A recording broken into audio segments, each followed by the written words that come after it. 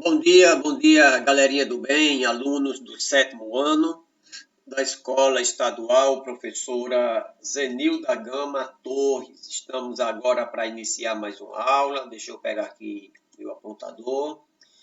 Estaremos falando hoje sobre os domínios morfoclimáticos brasileiros, né?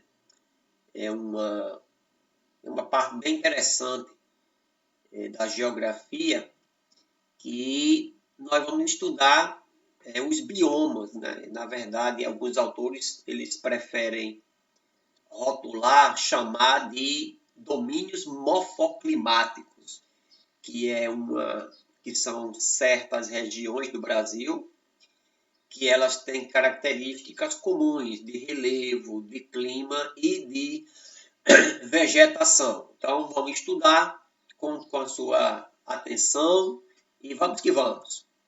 Então, só para a gente ver de onde foi que saiu isso, né?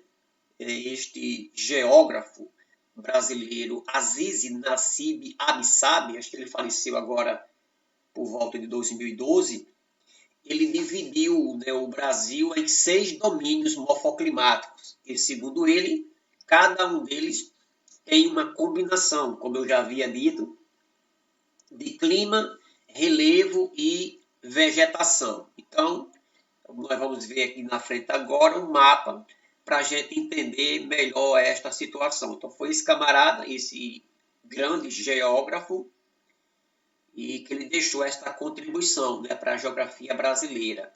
Aqui você tem uma espécie de mapa, aonde você tem os 6 domínios morfoclimáticos.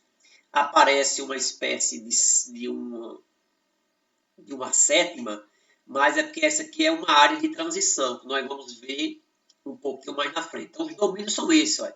O domínio amazônico, o domínio do Cerrado, o domínio da Caatinga, dos mares de morros, do domínio das araucárias e as pradarias.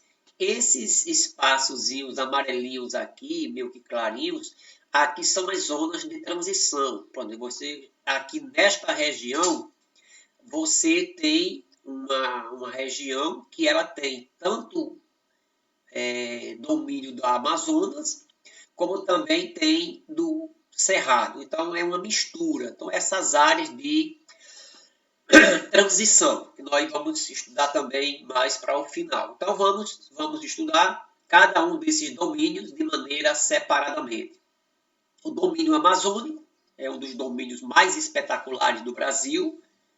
É uma fisionomia aqui, melhor dizendo, uma vista fisiográfica, uma coisa extraordinária, mostrando aqui o domínio amazônico. Mais uma vez aqui no mapa, é esse domínio aqui em cima, de marrom, certo? Vamos ver aqui algumas características desse domínio, né, para a gente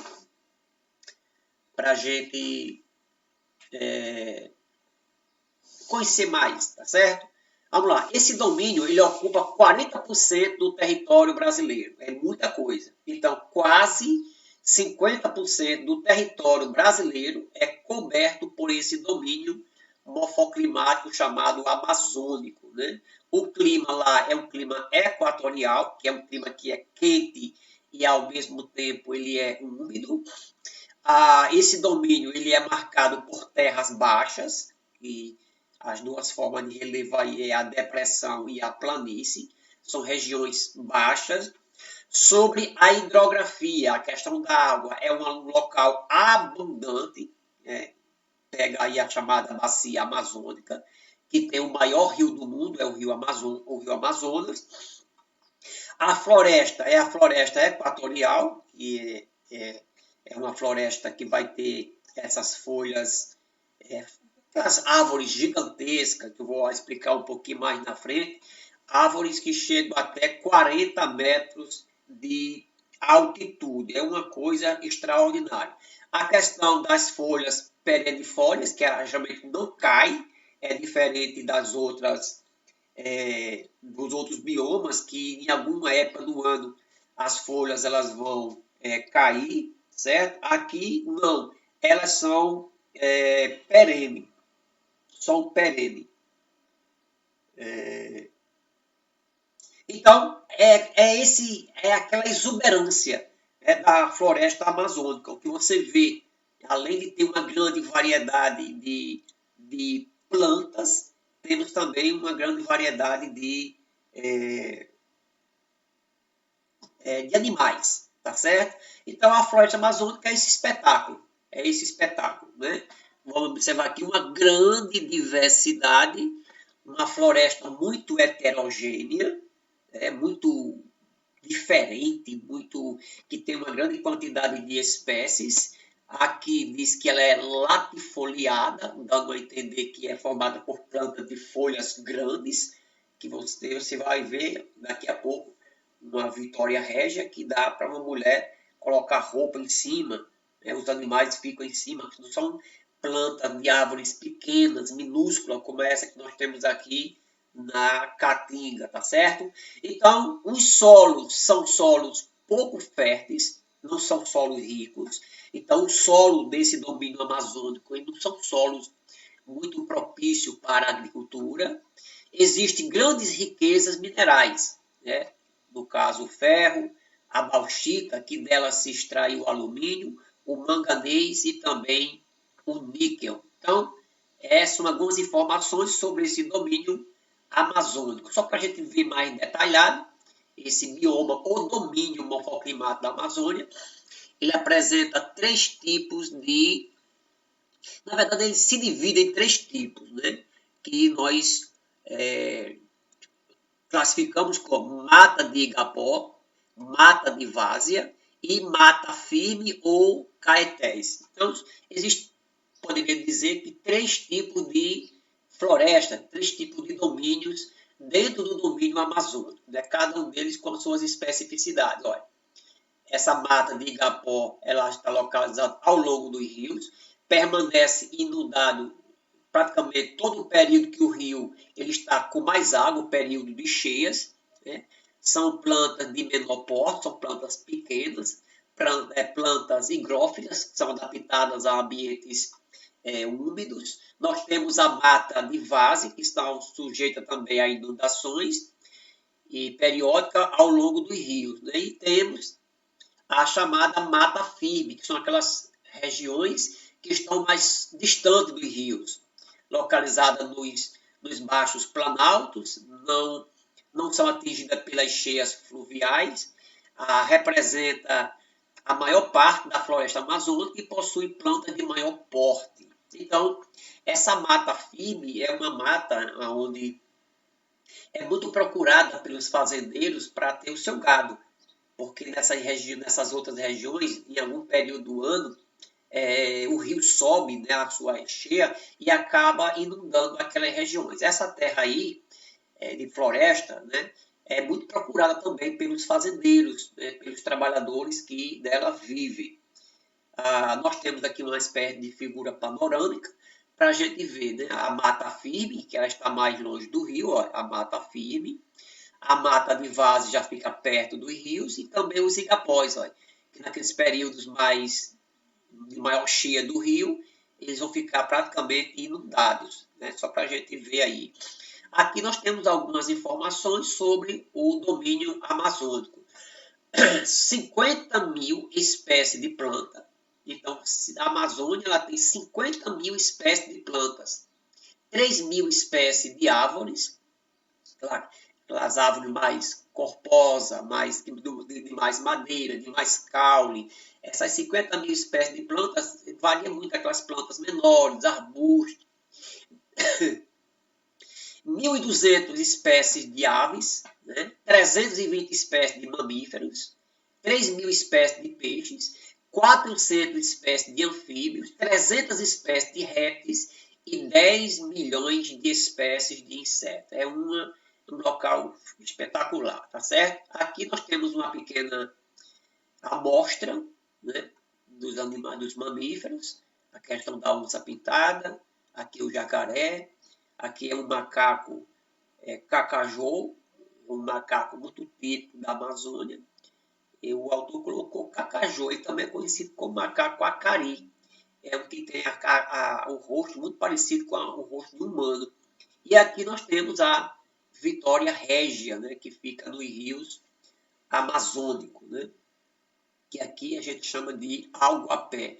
Apesar que aqui não temos ela com essas bacias gigantescas aqui, tá certo? Então vamos para uma figura mais panorâmica das florestas. Florestas de grande porte, olha o tamanho dessa árvore aqui, ó. Aqui temos uma região mais inundada, os igapós. Aqui também, ó, regiões onde o rio ele enche, ele inunda. Aqui vocês estão vendo algumas árvores chegam a ultrapassar a 40 metros de altitude, né? Para vocês terem uma ideia, como é mais do que 4 postes de energia um em cima do outro. Então são árvores de uma altura gigantesca. Aqui vamos falar um pouquinho sobre os prejuízos, sobre a devastação desse domínio e o desmatamento dessa região, as queimadas, é para produzir pasto para gado. O camarada vai criar gado, ele não coloca o animal dentro da floresta, ele desmata e ele planta realmente pastos que são bons para o consumo do animal, né? Aí temos um desmatamento para retirada de madeira, está aqui uma cena horrível, que aqui é o rio ele vai descendo, os madeireiros eles cortam a madeira, jogam no rio e o rio vai levando a madeira de rio abaixo até chegar em determinados locais para ser colocado em caminhões e por aí afora. E aqui uma foto também do desmatamento. O desmatamento para a questão agrícola, para a plantação de animais, a plantação de cereais, né? E também a criação de animais. Né? Vocês sabem que a agricultura é o cultivo de plantas, a pecuária é a criação de animais. Um outro domínio é o que nós chamamos de cerrado, lá na África ele é chamado de savana, a gente deve ter visto isso já em algum filme, né, daqueles safaris da África. Uma das coisas que mais identifica o cerrado é essas árvores, ó, com esses troncos tortos, retorcidos, árvores afastadas umas das outras. Então vamos ver isso aqui daqui a pouco. Então o domínio do cerrado é isso aqui. Cerrado vai ficar aqui mais ou menos no coração do Brasil, pegando aqui os estados de Tocantins, Goiás, Mato Grosso do Sul, um pouco de Minas Gerais e também um pouco do Maranhão, né? Tá aqui só para a gente ver uma espécie de radiografia, onde é que fica o cerrado. Ele é a savana brasileira, né? É a segunda maior vegetação do Brasil em extensão. Se caracteriza pela presença de pequenas árvores, né? De arbustos bastante retorcidos, vai dizer caducifólia, que se perde suas folhas durante o período do ano, e raízes profundas. O clima lá é o tropical típico, né, com estações secas e estações úmidas. Nos fundos dos vales aparecem as matas ciliares, né? Nós vamos ver depois que as matas ciliares são aquelas matas que se localizam próximo dos rios, né, que ficam nas margens dos rios, que elas não podem ser desmatadas porque senão os rios eles acabam sendo aterrados, que é um dos principais problemas ambientais do Brasil hoje, né? O aproveitamento econômico do cerrado vem destruindo a vegetação natural. O camarada corta, né, desmata, e aí o camarada começa a usar isso aqui para a agropecuária comercial. Aqui nós temos duas grandes atividades. Nós temos o cultivo da soja, muita soja no centro-oeste, ali no cerrado, e também a questão da criação de animais. Milhões e milhões de cabeças de gado são criadas naquela região. Inclusive, ali naquela região existem muitos frigoríficos, né? Ali se ganha muito dinheiro com a questão da pecuária bovina. Uma visão mais panorâmica, né, do cerrado, você vai observando, olha, aqui, como as árvores elas são espaçadas de uma da outra. E o cerrado também, ele é uma espécie de domínio que ele pega um pouquinho de cada floresta, né? Como se fosse um local aqui no Brasil que pega um pouco da Caatinga, pega um pouco da Mata Atlântica, do Pantanal, do Amazonas. Então,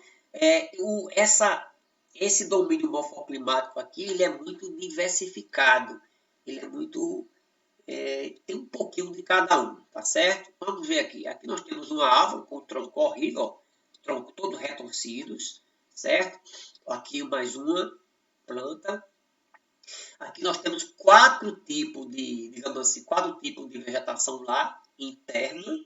Os campos limpos, que são mais onde apresenta gramas, regiões com gramíneas. Nós temos o campo cerrado, que temos aí uma mistura de gramas com árvore de pequeno porte.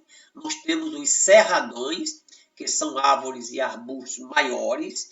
E temos o que nós chamamos de campo sujo, que são vegetação com troncos retorcidos e tortos. Então, aqui a gente identifica um pouco sobre o cerrado, né? Vamos agora ao nosso domínio, é o domínio da Caatinga. A palavra Caatinga é uma palavra de origem indígena, que significa mata acinzentada ou mata espinhosa, né? É espinhosa. Aqui nós temos já uma figura da Caatinga com alguns cactos, os facheiros, os mandacarus, essas plantas secas, né, desses serrotes, marcada aí pela Caatinga nordestina. Só para a gente ver aqui a localização, ela se localiza aqui, né? Localizar aqui, nessa parte aqui, pegando praticamente todos os estados do Nordeste, ficando de fora somente aqui a parte do Maranhão, né? Então, essa parte aqui. Então, vamos ver aqui algumas características. Formação típica de clima semiárido, né, que é o nosso clima. É quase árido, é quase deserto. Ele é quente e seco, com chuvas irregulares. É por isso que a gente tem secas. É o domínio morfoclimático que mais apresenta secas. Além das chuvas elas serem irregulares, elas são também mal distribuídas, tá certo? É composta de arbustos e plantas xerófilas. O que é uma planta xerófila? É uma planta que ela é adaptada ao clima seco. Elas têm raízes um pouco mais profundas, são as cactáceas, né? Que são os cactos, xique-xique, mandacaru, essas árvores que têm espinhos, né? As plantas também são plantas caducifólias, que são plantas que perdem as suas folhas durante um período do ano, principalmente no período do verão. Existe uma árvore muito típica, característica é a carnaubeira, que nós chamamos aqui de carnaúba. Dela se extrai uma cera muito valiosa, é usada na produção de vela, na produção de verniz, de cosméticos, até produtos de informática, né? Para vocês terem uma ideia, a folha da carnaúba ela tem um pó que evita que aconteça uma evaporação maior. Inclusive, a carnaúba ela é chamada de árvore da vida, árvore da providência. Os rios desse domínio, do domínio da Caatinga, são rios intermitentes. O que é um rio intermitente? É um rio que vai ter água num período do ano e vai secar no outro, tá certo? E grande parte dos rios, eu não gostei dessa afirmação aqui, que é o único rio perene, é o Rio São Francisco, que não é, tá certo? O rio totalmente perene, sim, o Rio São Francisco é o rio totalmente perene. Os outros rios, como o Rio Jaguaribe, inclusive o próprio Rio Apodi, por exemplo, o Rio Apodi, ele é perene, da barragem de Santa Cruz até chegar em Areia Branca, onde ele se encontra com o mar. Por que é perene? Porque aqui na barragem existe uma válvula que fica soltando água o ano todo. Então, o rio ele passa o ano todo com água no seu leito. Agora, da barragem para cima, o rio ele é seco. Então, grande parte dos rios desse domínio amazônico, grande parte mesmo, são rios perenes. Os solos são rasos, né, e também são solos salinos, né, que tem muito sal, tá certo? Esse ecossistema vem sendo agredido ao sofrer impactos de irrigação, drenagem, criação de pastos, latifúndios e da desertificação. Latifúndios são grandes propriedades, né? E o processo de desertificação é as pessoas fazem mau uso do solo, aquele local fica tão empobrecido que não nasce mais nada, começa a se transformar no verdadeiro deserto. Aqui nós temos uma foto muito bonita, o mesmo local, só que filmado, fotografado em épocas diferentes do ano. Aqui tem um período de verão, as árvores elas perdem as suas folhas, ganham esse aspecto acinzentado, por isso o nome caatinga. Deu 3, 4 chuvas, fica assim, ó, verdejante e com essa exuberância toda. Vamos ver que esse domínio da caatinga, a gente pensa que é só xique-xique, que é só seco. Aqui nós temos no Nordeste, principalmente aí nas margens do Rio São Francisco, no Rio Jaguaribe, a Podi, no nosso rio tem também esse grande potencial, mas apesar de ele não ser tão explorado, aqui nós temos uma grande quantidade de frutos e legumes que são produzidos nas margens do rio, principalmente do Rio São Francisco. Aqui uma parte também ali por perto do Agreste. Né? Nós temos aqui o cultivo do melão, uma área gigantesca do Brasil, inclusive aqui, né, o Rio Grande do Norte está começando a se despontar como produtor de melão. Né? Nós temos aqui o cultivo do abacaxi, mais uma foto do melão, mas tem a melancia, tem o mamão, tem a banana, tem a própria acerola, goiaba, né? São frutos, inclusive o próprio morango, uva, estão sendo produzido muita uva nesses perímetros irrigados de São Francisco. Então, só para a gente ver um pouco sobre isso. Né? Vamos ver aqui umas fotos características do domínio da caatinga, né? As cactáceas, que envolvem os xique-xiques, mandacarus, essas plantas mais cheias de espinho.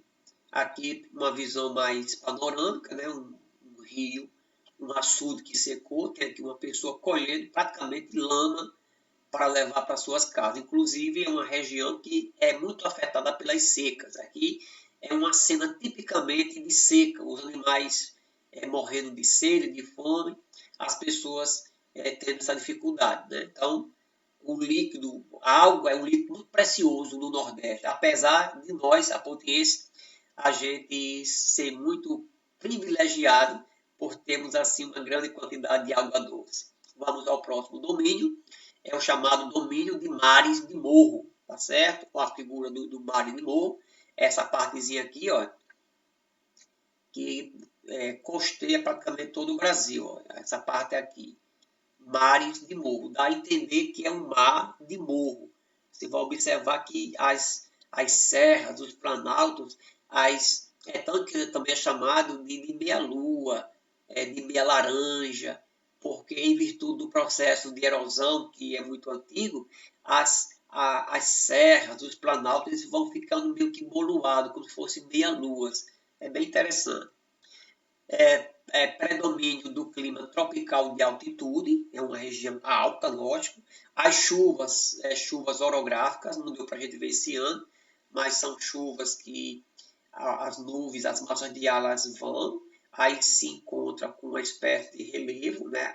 As nuvens sobem e daí começa a acontecer a precipitação. Nós temos chuvas orográficas, nós temos chuvas convectivas, que sobe uma massa de ar quente que se encontra com a massa de ar frio, e temos as chuvas frontais, aquelas chuvas que as massas de ar elas se encontram nesse sentido. Planaltos e serras do Atlântico, morros ondulados, parecido com a espécie de meias laranjas, áreas serranas, como a Mantiqueira, a Serra do Espinhaço e por aí vai. A vegetação típica é a Mata Atlântica. A Mata Atlântica é o tipo de vegetação mais devastado em todo o Brasil. Começou essa devastação desde os primeiros anos da nossa colonização pelos portugueses, tá certo? Tá aqui, grande degradação, forte ocupação humana, principalmente nesse litoral, né? Então, é uma região muito ocupada, uma grande parte das cidades brasileiras desce obedecendo essa questão do litoral, e é uma região que passa por grandes devastações, né?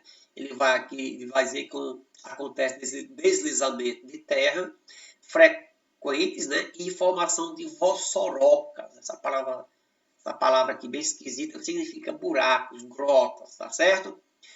Aqui uma foto muito bonita do que eu falei, ó. Os morros são todos boleadozinhos, ó, onduladozinho, como se fosse uma espécie de meia laranja, olha só como são serras íngremes e recortadas, né? Ganha esse aspecto. Aqui nós temos o próximo domínio que é das pradarias. Você que gosta de pão não tem nada a ver com padaria. São pradarias, regiões que apresentam esse tipo de vegetação mais rasteira. Vamos ver aqui no mapa onde ele se encontra. Aqui, ó, as pradarias no sul do Brasil. Sul do Brasil, clima subtropical, relevo de colinas, melhor dizendo, que são as coxilhas ou a campanha gaúcha. O domínio da vegetação é rasteira, pradarias ou pampas. Os campos estão diretamente ligados à agropecuária, que vem a questão da criação de gado e a questão do cereal, o trigo e por aí vai.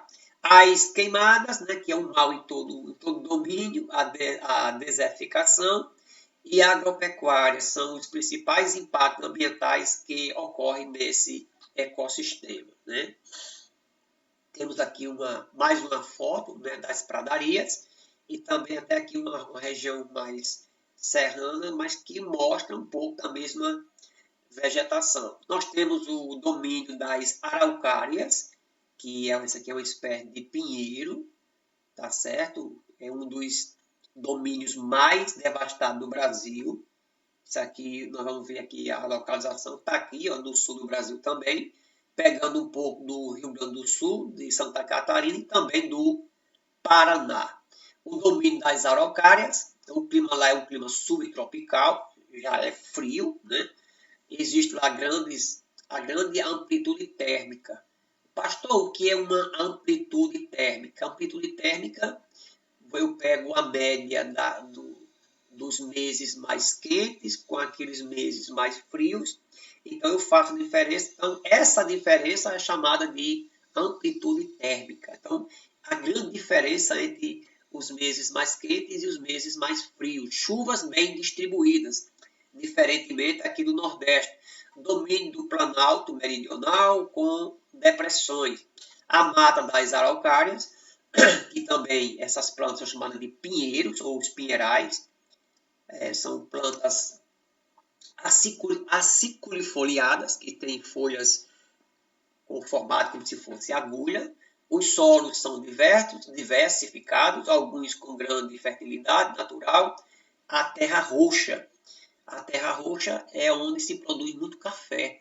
Isso aqui é um solo de origem vulcânica, muito bom, muito fértil para a produção do café. Um solo muito avermelhado, né?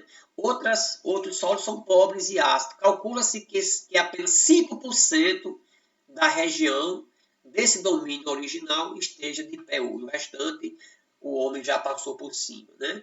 Temos agora as faixas de transição, que são aquelas, são essas regiõezinhas aqui, ó. São regiões que ficam em um ponto de transição entre um domínio e outro, ó. Tá aqui, ó, tá certo? Ele vai dizer que dentre essas zonas de transição nós temos o Pantanal, que é um local muito bonito e belo de ser visto. O Pantanal é uma das principais zonas de transição encontrada no Brasil. Ele é um complexo ambiental de suma importância, né? Uma grande diversidade de fauna e também de flora. A pecuária e a utilização de enormes monoculturas, cercados para plantar um produto só, é um dos principais males da região, né? Usam agrotóxicos, contaminam os rios Esses agrotóxicos são terríveis, né, em qualquer lugar do Brasil e do mundo. Os solos são frágeis e precisam de muito equilíbrio, né? Só para a gente ver um pouquinho mais sobre o Pantanal, tá? Aqui nós temos uma cena com, aqui deve ser um avestruz ou ema, não dá para a gente identificar direito. Temos aqui o complexo do Pantanal, mostrando aqui a vegetação extremamente heterogênea, diversificada, né? A de plantas higrófilas, que são adaptadas à região inundada, geralmente, vamos lá, ok, temos também plantas xerófitas, né, que são adaptadas à questão de região com pouca água, e temos a questão de sofre influência de diversos ecossistemas. Tem também um pouco de cada ecossistema, né? O Cerrado, tem a Praia do Chaco, a do Amazonas e da Mata Atlântica. Aqui nós temos uma foto do Pantanal, aqui sendo possivelmente inundado aqui pelas águas do rio Paraguai. Olha só, essa região tem um período do ano que é completamente forma essas lagoas. Olha só, aqui temos uma foto, né, de uma Vitória Régia. No Brasil, é um dos que algumas vezes alguma novela tem alguma coisa de futuro. E eu acho que foi a TV Manchete, a extinta TV Manchete, que hoje nós não temos mais. Ela exibiu uma novela chamada Pantanal, né? Então, uma novela que ela mais se destacava pelas paisagens do Pantanal do que pelas cenas, pelas tramas que a novela ela desenvolvia. Vamos para cá. Agora vamos para a Mata dos Cocais, que é uma outra região de transição, você não perca isso de foco. O Pantanal é um domínio de transição, a Mata dos Cocais também. A Mata dos Cocais, ela fica... Deixa eu ver se eu consigo aqui. A Mata dos Cocais, eu vou voltar aqui só para a gente ver um mapinha aqui para você, que fica entre os estados... Fica mais ou menos aqui, ó. Fica entre o Maranhão e o Piauí aqui. Na verdade, no Piauí não, fica entre o Maranhão e essa parte aqui do Amazonas. Olha, essa região chamada Mata dos Cocais. É uma região bastante específica, marcada pela presença de duas grandes palmeiras. A Carnaúba e o Babaçu. Está aqui as duas palmeiras, cada uma mais importante, mais utilizada do que a outra. Né? O babaçu tem uma espécie de uma amêndoa, tem perto o próprio coco de babaçu, onde é extraído um óleo. As folhas são usadas para fazer cobertura de casas. O palmito é uma folhinha do babaçu que fica lá no olho, que fica tipo uma macaxeira. É muito consumido na culinária brasileira, né? E é muito utilizado como alimento. Um rico artesanato emprega fibras para confeccionar esteiras, cestos, bolsas. Da casca do babaçu pode ser retirado o alcatrão e o acetato. Né? São materiais usados no ramo industrial. A carnaúba, que é muito conhecida de cada um de nós, o seu principal uso é a cera da carnaúba, que é muito valiosa, né? Como eu já havia dito antes. Mas das suas folhas, se faz esteiras, se faz bolsas, chapéus, se faz do caule, é muito utilizado para a questão de casas, as linhas das casas, né? A questão de construção civil mesmo, a parte de telhados. Tem a fibra, ela é chamada de árvore da providência. Então, da carnaúba, tudo se aproveita. O estalo, a folha, a raiz, que é usada para fazer chá, o próprio caule. O caule da carnaúba, em determinada época do ano, quando a seca está grande, pega-se aquela carnaúba, abre aquele caule e tira o próprio caule. Ele é cortado e dado aos animais para resistir aí à questão das secas. Né? Temos aqui uma foto do babaçu e também uma foto da carnaúba. Né? São duas palmeiras que faz parte do domínio de transição chamado Mata dos Cocais. Temos aqui as matas ciliares, que a mata ciliar ela é uma transição entre entre um ambiente seco, um ambiente de terra e um ambiente aquático, né? As matas ciliares, elas circulam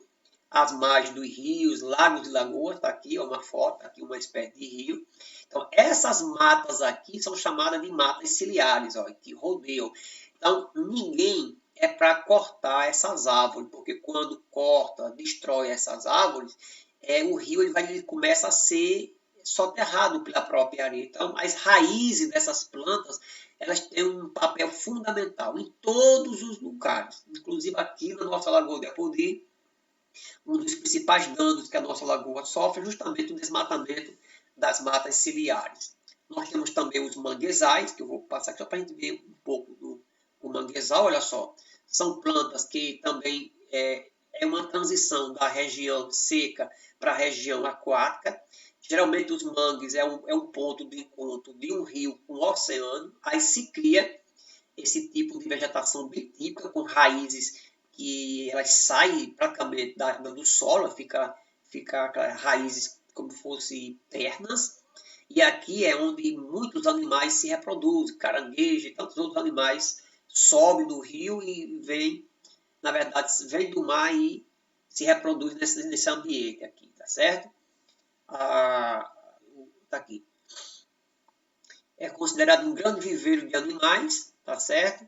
É um ecossistema brasileiro mais devastado e ameaçado pela intensa urbanização e a industrialização.